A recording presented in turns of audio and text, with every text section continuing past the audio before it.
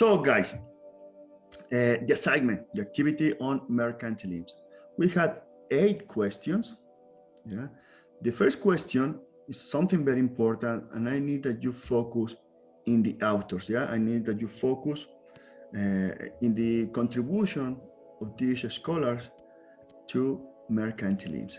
Particularly, I need that you focus on this guy, Sir William Petty. Is the most important author of this school, some kind of school, the mercantilism.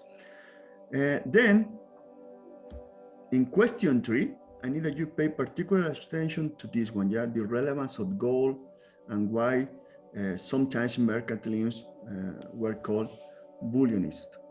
Yeah. So I need focus in question 1, focus in question 3. I need that you get focus in question number 4. Yeah, the relationship between the large populations and low wage and what mercantilists used to be thinking about it. I need that you get focused on question 5, mainly here in the fears of goods, free exchange of goods, and restrictions on imported products, on imported goods. Then also I need that you get focused in question 7, mainly on this concern, increases in the stock of money, yeah, on the price level of the country. I need that you get focused in question number 7. And again, finally, very important from this school, Sir William Petty's contributions to economy. Yes. Briefly identify and state the significance of each of the following to the history of economic thought. So first is Thomas Moon, and in our team, we discussed that he made an emphasis on the surplus of exports over imports. And he mentioned that as long as any country had more exports of goods instead of imports of goods, he was going to be stable and doing good. Okay, yes. Then we have Gerard Malines, and we talked about that he promoted the idea of government regulation over goods to ensure the high quality of the exports. So he believed on the high quality of things. Then about Charles Devenant, he tried to combine the old with the new, and he kind of approached the mercantilism in a different way because he believed that the richness of a country was not only on the amount of gold that it had, but actually on the commerce and the trade that they had with other countries. Then Jean Baptiste, he's kind of the embodiment of mercantilism, and he was a defender of accumulating of gold and all of this previous theories of mercantilism. He had lots of thoughts about taxes and as well as exports and imports. He believed in domestic commerce. And lastly, about Sir William Petty, we discussed that he was kind of the precursor of the classical economics. Right. He had a very different point of view as the other ones because he promoted things like, for example, division of labor, theory of rent, taxes and imports. Therefore, let me stop you because you are right. The most important author from this school is Sir William Petty, and therefore later I will ask you to help me answer question number 8. That is already the answer that you are giving to me. And for everybody else, focus here, yeah? William Petty is the guy who will be in your exam. William Petty is the guy who will be in your quiz. Comment on the following statement. Mercantilism is as much a set of observed policies as it is a truly unified economic doctrine set forth by major scholars. Right. So what did you answer? Well, we agree that it is true that what the statement says about it is a combination of knowledge, and this knowledge is brought by the first merchants and their experience and how they used to do things, combined with the knowledge of academics who will study about other aspects that were not considered. Okay. Let me interrupt you. Probably my following question will be useful to understand this relationship between policies and what is actually in school and economic thinking. And first, do you know what is a public policy? Uh, Public policy is any action and even no action of the state, of the government.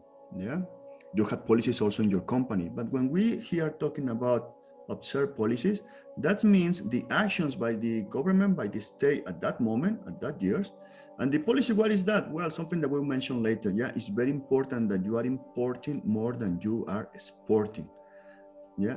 And these ideas is something that was quite popular, but it's not sadly because one of these guys actually was building theory, economic theory, to be supporting these kind of policies. Yeah, it's just a recommendation, something that we're actually observing that countries, because of the participation of the state, because of the public policies by the state at that moment, at the level that this participation and level these public policies can occur, well, they were acting according with civil ideas, but not because of theory. And the guy with the best ideas, the best theory behind this kind of behavior with these policies is William Petty. But the other guy is not exactly building theory that later we are using in economic thinking. Nevertheless, today we have neo-mercantilism, yeah? And therefore we have the question number 6, yeah, that is highly important today, because many of these guys supporting question number 6, for instance, the ex-president Donald Trump, are thinking as used to be in this case in the school of the mercantilism. But that is not because there is a key theory behind that. Yeah, it's just policies that we were observing at that moment. Yeah, sure. Why are mercantilists sometimes referred to as Booleanism? Incorporate some of the following in your answer: exports, imports, colonies, war tariffs, state charter monopolies, colonialism, large populations, and free internal trade. We come up with the conclusion that mercantilists believed that gold and silver were the most desirable forms of wealth. Mm-hmm. And acquiring a bullion was the means to get power and richness. Surplus of exports was necessary to obtain hard money, and that bullionism was useful in the transition between the self-sufficient system of the Middle Ages to the money and credit economy of the modern times. Okay, good answer. Let me go to team number 4. So please read the question, then your answer. So the question was, why did the mercantilists favor large populations and low wages? Well, it's basically the idea of surplus, or the offer of jobs of such a large population can will eventually lower the prices of, well, the wages. Okay, don't use the word offer. Is the correct word in English in economy about economics is supply. Yeah, if you had a large population, that means that your supply of workers is very high. Therefore, the suppliers of labor are willing to accept low prices for their work. That means a low wage. That, and this is the reason actually for mercantilism was a good idea, that actually population is increasing. Then later we will see with Thomas Malthus, with the classic economists, that it was not so good idea because of many other reasons. And even today we're still discussing, yeah, we should have large populations and what kind of policies we should be using about population, and then how this actually is connected with the equation. Question is, what is meant by the term fear of goods as it relates to international trade? And is it consistent to favor the free exchange of goods within a nation, but to support trade restrictions on imported products? Mm-hmm. And well, what we agree is that when we are talking of international trade, it is understood that all the big companies enter to foreign markets, and then they kind of damage this selling of local goods. So therefore, every country acts according to what will benefit them the most, like even if it's by putting restrictions or on importing goods or taxes, like all that kind of stuff, so they can protect their local goods. Okay, can you help me also giving an answer to question number 6? List 3 modern arguments for protectionism. President Trump may be useful. Compare them with those of the mercantilist era. Please, what is your answer to question 6? Sure, I'll give the answer to question 6. Mhm. And our three arguments for protectionism we selected were the protection of domestic jobs, the protection of specific industries, Mhm. and the source of government revenue. And Okay. well, all of these arguments kind of explain themselves. The source of government revenue most of means protection of your products by putting tariffs for Mhm. trading between other countries. And this relates to mercantilism because in this mercantilist era there was the restriction for importation of goods that could be produced domestically, which their main intention was to benefit the local market, and by this it relates to the protection of the domestic jobs of people and the industries of the country itself. So yeah. Okay. Mercantilists realized that a surplus of exports will cause gold and silver to flow from other countries, and increases in the stock money can drive up a nation's prices. And these outcomes compatible with one another in a long run. What is your answer to this question? It's not a simple question. Probably you cannot see No, easily. that was what I was going to say, that it took me like a lot of time to analyze the question. Okay. Okay. Let me explain this. I will try to use an example today. Pay attention because it's an important question. It's a question that could be in your exam. I don't remember if the question is in your quiz right now. So just recently, we are observing not only in Mexico, in many countries, inflation. What is inflation? An increase in the average price level in your country. Yeah, you have all goods services in your countries, or a basket of goods. The prices of that goods or all goods or services in your country are increasing. That is inflation. That is inflation rate. How much the average price is increasing. And in many countries today, we're observing something like that. We're observing something like that because the state, many governments try to stimulate the economy because of the crisis. The fiscal stimulus that we mentioned before, yeah, remember that from the videos. That means that in your economy, there is too much money, yeah, that we should be spending, buying something. But production has not been increasing at the same rate, something that also we can observe. And because there is too much people with too much money buying goods, but the production is still the same, has not been increasing, the answer by the market is just increasing prices. In Mexico, recently we increased the interest rate, jumping from 4.25 to 4.5. And other countries are thinking to use a similar strategy. When I increasing the interest rate, that means that the liabilities, for instance, CETES in Mexico, the bonds of the government, will pay me more, and therefore for me could be better with my money, yeah, to put that in a financial asset, for instance, a CETES, than to be spending my money, because I also can be spending my money. Yeah, that is what happened before the increase of the interest rate. Before, for me, it was better to spend my money because the interest rate was not attractive for me. Now the interest rate is increasing, it's more attractive for me, and therefore I will buy goods and services, and therefore the state is taking money from circulation. I don't have any more this money. This money now is a financial asset, and therefore I cannot go to the market to buy goods and services because I'm not demanding, the prices will not increase. Well, this discussion here is very similar and happened before. Let me also use Mexico as an example. It's coming, the colony is the Castilians coming to Mexico with Hernan Cortez. They found here in America a lot of gold, a lot of silver, this kind of, and do not forget, for these guys, mercantilist gold and silver was a very important, and they were using at that moment gold and silver as money.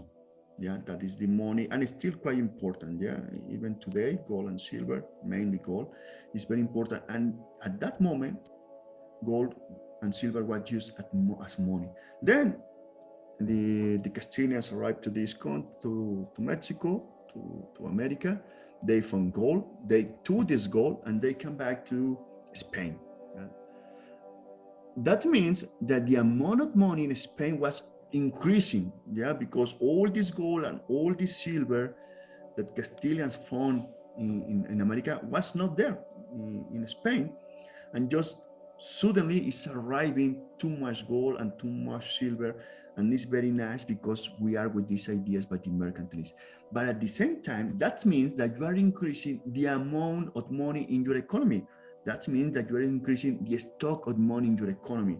So suddenly in Spain, everybody has a lot of gold and a lot of silver, and we're demanding money because we would like to buy goods and services. So at that moment, also Castilians were buying many goods and services because they had this amount of gold and silver just coming from America.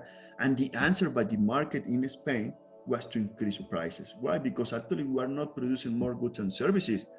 You had more money here in my economy, because you are arriving with more gold and with more gold and more silver, and therefore the answer by the markets at that moment is just to increase the prices. And therefore we know that the gold from Mexico was just increasing prices in Spain at that moment. Yeah, in a couple of centuries, what's happened, something like that. Later, the Russians, when they are helping the Spanish people in the civil war, they are taking this gold, and the gold was in the end in Russia. That is another story.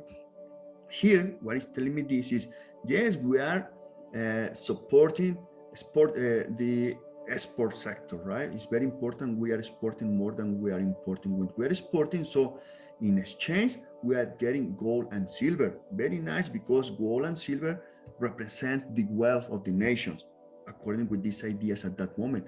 And more gold and silver coming to my country later will be increasing the amount of money in my economy. This gold and this silver actually later is not just a merchandise, it's becoming money, and you are increasing the amount of money in your economy. You are increasing the amount of money in your economy, but you are not producing more for any reason. So the answer by the market will be to increase prices. And therefore, this is not sustainable in the long term, because you are just creating prices.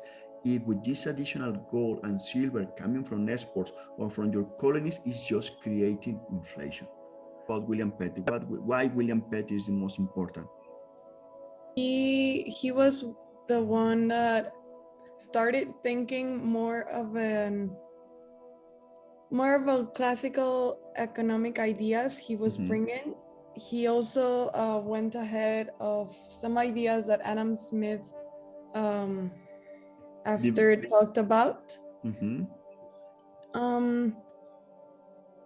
He was in favor of freeing foreign trade, which was something very important as well. And he was also he also was opposed to how can I say it? To like the export of money, I think it was. Yeah, because of this kind of concerns that I just mentioned. Yeah. And well, many of his concerns and calculations was due to these ideas of the classical economic that he was thinking of. Okay,